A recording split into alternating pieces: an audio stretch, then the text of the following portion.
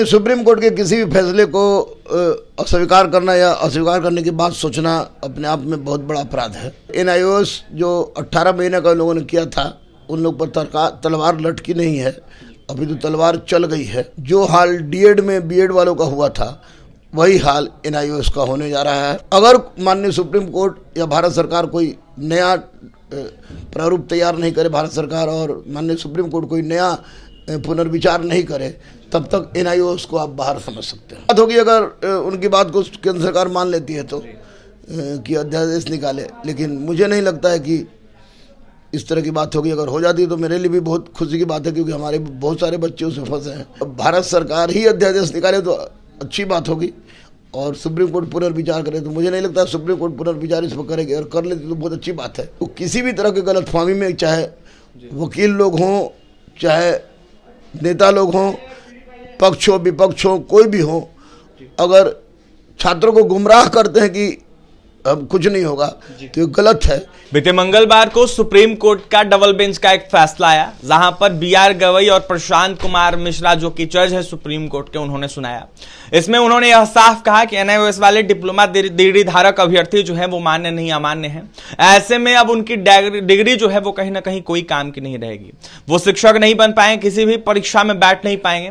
अभ्यर्थियों में काफी आक्रोश से अभ्यर्थी सवाल केंद्र सरकार से पूछ रहे हैं। लगातार अनेक राज्यों में कहीं ना कहीं विरोध भी देखने को मिल रहा है। ऐसे में हमारे साथ बात करने के लिए गुरु रहमान सर जुड़ेंगे, बात करेंगे।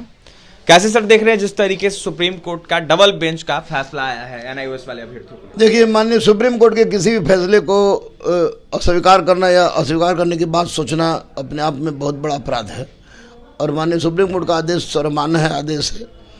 और NIOS जो 18 महीने का लोगों ने किया था, उन लोग पर तलवार लटकी नहीं है, अभी तो तलवार चल गई है।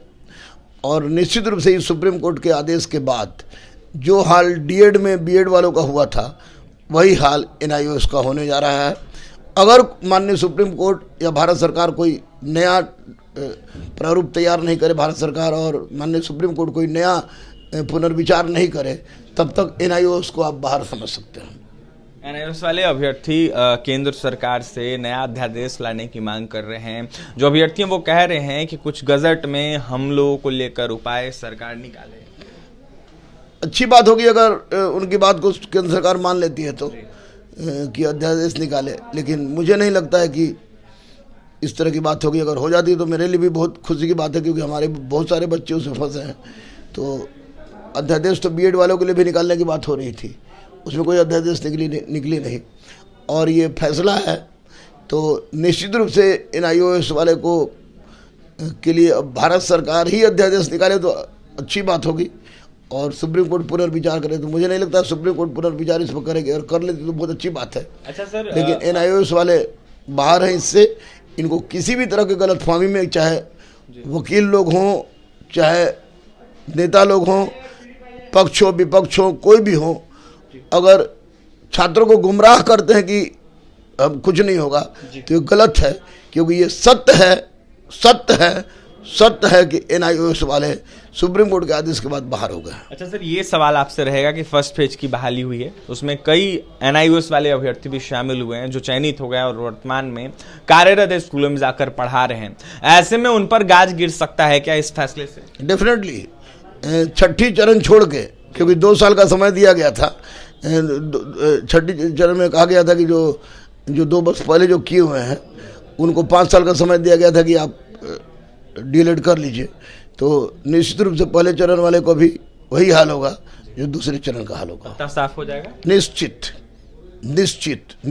सर्वोच्च न्यायालय का आदेश उत्तराखंड में पारित हो, या राजस्थान में पारित हो, या अरुणाचल प्रदेश में पारित हो, या अंडमान निकोबार में पारित हो, उच्चतम न्यायालय का आदेश होता है।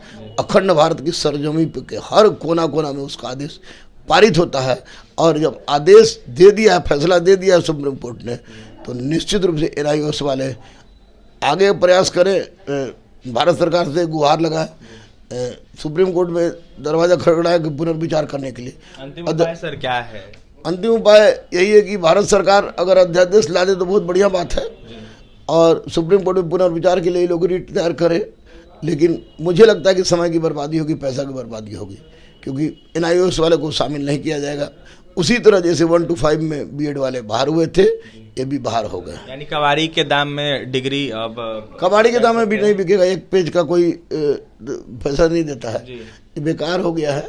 और अब सरकार, भारत सरकार क्या करती है, सुप्रीम कोर्ट क्या करती है, वो तो सुप्रीम कोर्ट जा रहे हैं, लेकिन अभी अब कोई कानूनन रास्ता नहीं बचा है इधर माँ के माध्यम से सिवाय भारत सरकार और सुप्रीम कोर्ट के कि इसमें कुछ किया जा सके। देखिए फर्स्ट फेज वालों को भी नौकरी जा सकती है, ऐसे में देखा जाए तो पहले से कहीं ना कहीं तलब किया गया था। ऐसे में यह साफ कहा गया था कि एनआईओएस वाले डिग्री जो है वो कहीं ना कहीं मान्य नहीं है। एनसीटीई के गाइडलाइन में यह साफ लिखा है, जिस तरीके से सुप्रीम कोर्ट का आदेश है उसमें भी यह साफ कहा गया था कि एनसीटीई ने कहीं ना कहीं अमान्य कर रखा है एनआईओएस वाले डिग्री को। जिस तरीके से एनआईओएस वाले डिग्री धारक, डिप्लोमा धारक अभ्यर्थी हैं जो बहाल हो गए, उन पर भी गाज गिलेगा। और ऐसे में एनआईओएस वाले तमाम अभ्यर्थियों पर तलवार लटक रहा है, कहीं ना कहीं तलवार लटक ही नहीं रहा, तलवार चल भी रहा है, ऐसा रहमान सर कह रहे थे। वहीं क्या कुछ कह रहे थे एनएस वाले अभ्यर्थियों को लेकर, सुप्रीम कोर्ट के डबल बेंच के फैसले को लेकर आपने सुना है। और भी तमाम खबरों के लिए NBC 24 के साथ बने रहें। पटना से सहयोगी अमित के साथ अभिषेक की रिपोर्ट।